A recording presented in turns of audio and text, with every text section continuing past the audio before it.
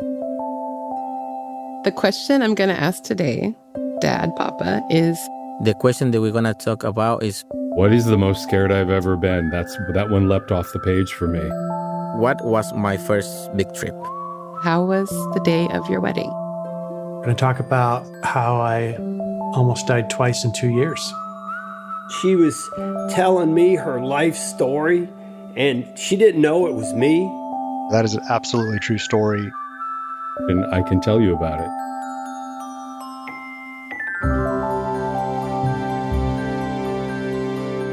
Hi, welcome to the Storyworth podcast. I'm your host, Krista Baum. If you're new to Storyworth, we help people write their life stories, the big stories and the small ones. Here's how it works.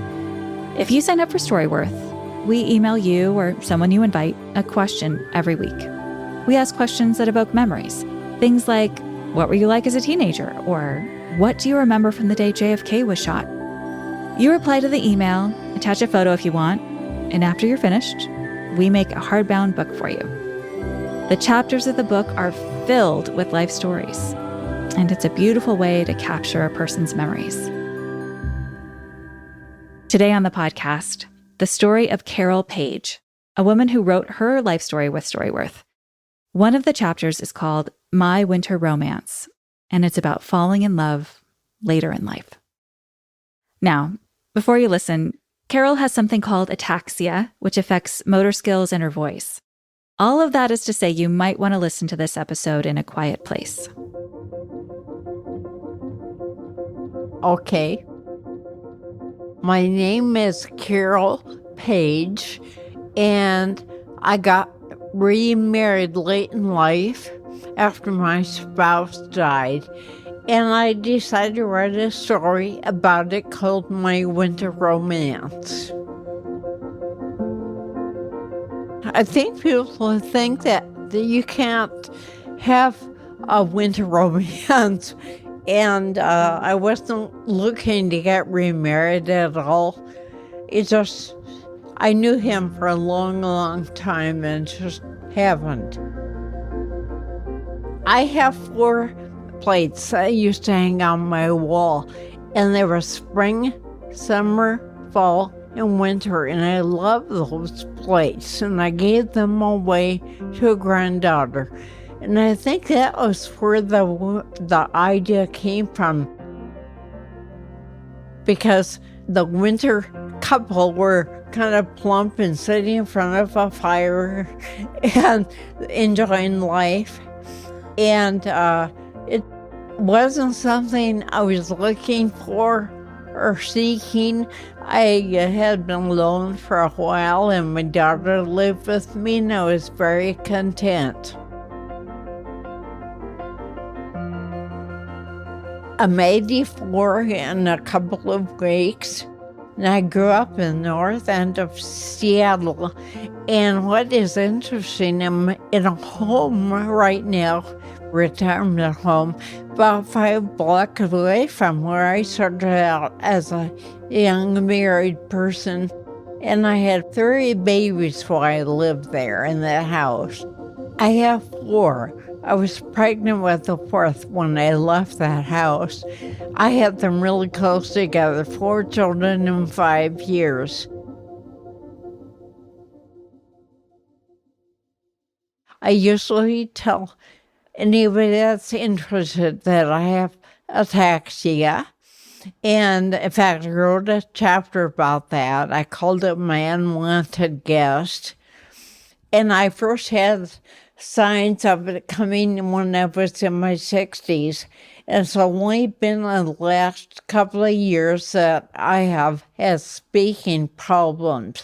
And I'm not embarrassed to say at all what I have. And that was part of my story in there, that I was reluctant to get married again to Larry because of my ataxia, because there's no cure for it and it's progressive. I did not want to be a burden.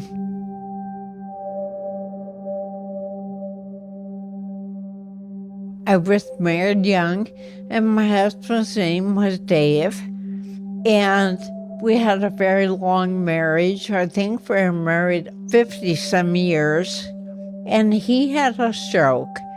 And I was a full-time caregiver for about 5 years. And we always lived in the Seattle area. We did stained glass windows together. And he was pretty good at that, but colorblind, so I'd code everything. And then he'd make them, and several of the windows have been in homes.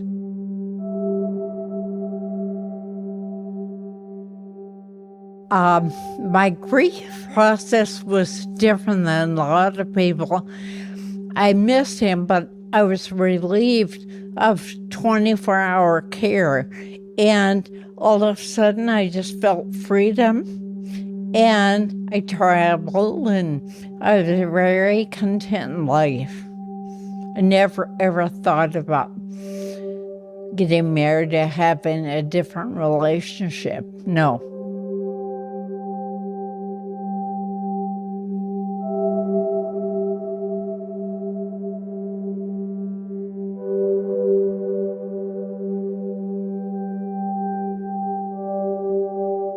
I know that Larry and I never, ever in a wild imagination thought we'd ever be together.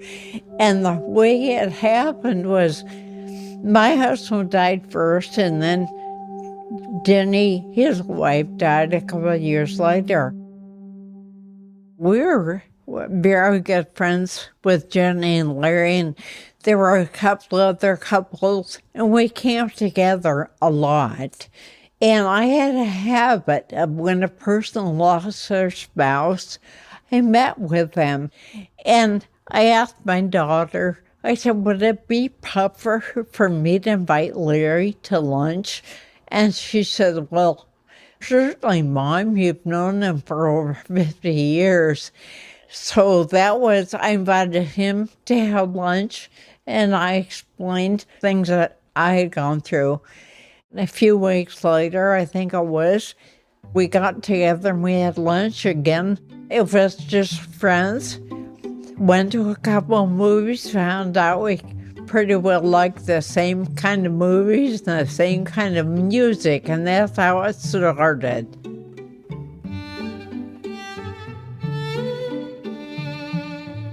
Well, yeah, my daughter picked up on that first, and she just talked about that Larry started bringing flowers when he came to visit. And after a couple of years of us going out, I could tell he was becoming more serious. And he talked about marriage, and I said, no, because of what I have. I didn't want to be a burden on anybody. And he keeps saying, how much he loved me. I loved him too. But he'd say, but I know you're not going to marry me. And finally, it just hit me in the side of the head. I thought, this guy really means it. He had said he didn't mind being married to me with something going on with me physically. And I said to him, yes, I will marry you.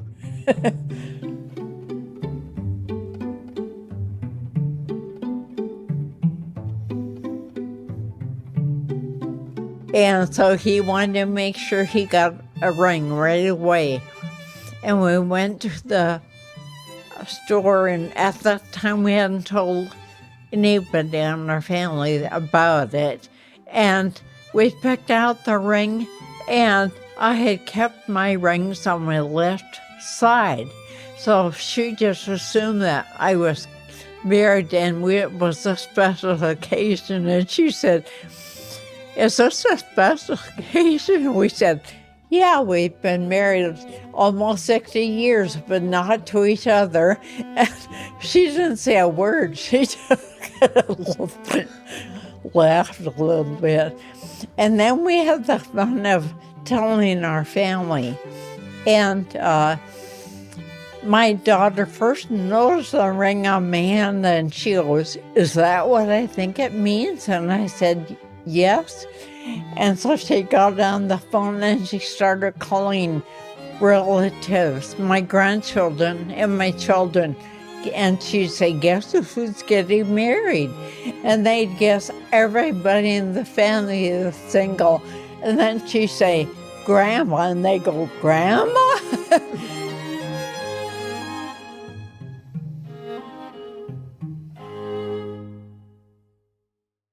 Well, we decided to only invite our family. And I was using a walker at the time. I said, there's no way I'm going to walk down the aisle with a walker. So I was sitting up front in a wheelchair, and Larry was sitting in a chair beside me. And there at the end of our ceremony, when he wanted to kiss me, he's standing behind the pastor with the funny grin on his face. It's in the picture. Well, we're coming up on our 8th anniversary in May. He is 88. I'm going to be 64 in a couple of weeks. 84, I mean, yeah. Hi, I'm Larry. We kept our own name because Carol had been Carol Paige for 60 years. But we're still husband and wife. Thank you.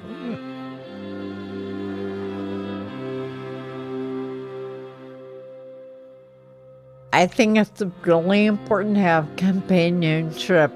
A lot of people don't need that. But for Larry and I, it's been absolutely wonderful. And we've both aged. He now uses a walker and I use a wheelchair. He uses my wheelchair like a walker. And with the different things that are going on in our bodies, it's just a companionship is best friends. We don't know how long we'll have each other, but what we have had has been wonderful companionship.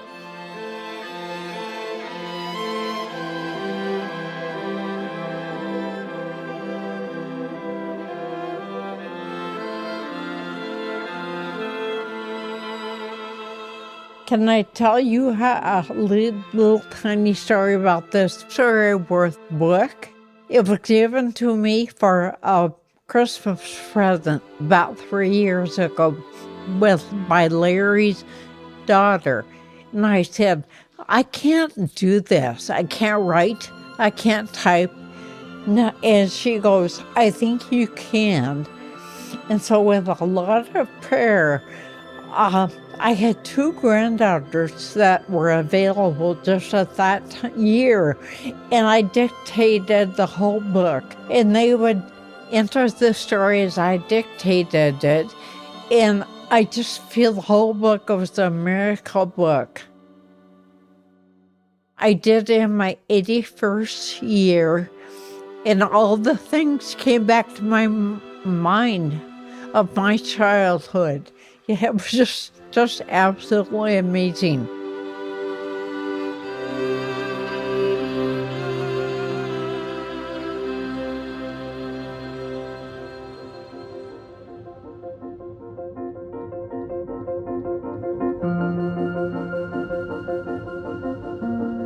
That's it for this episode of the Storyworth podcast. I'm Krista Baum. Thanks so much for listening. If you want to get started writing your own book of life stories, or want to give the gift of Storyworth to a loved one, head over to storyworth.com. And if you want one of your stories to be considered for the podcast, we'd love to hear from you. Reach out to us at storyworth.com/podcast. The Storyworth podcast was produced by the folks at Good Weight Productions. Remember, everyone has a story worth sharing. See you soon.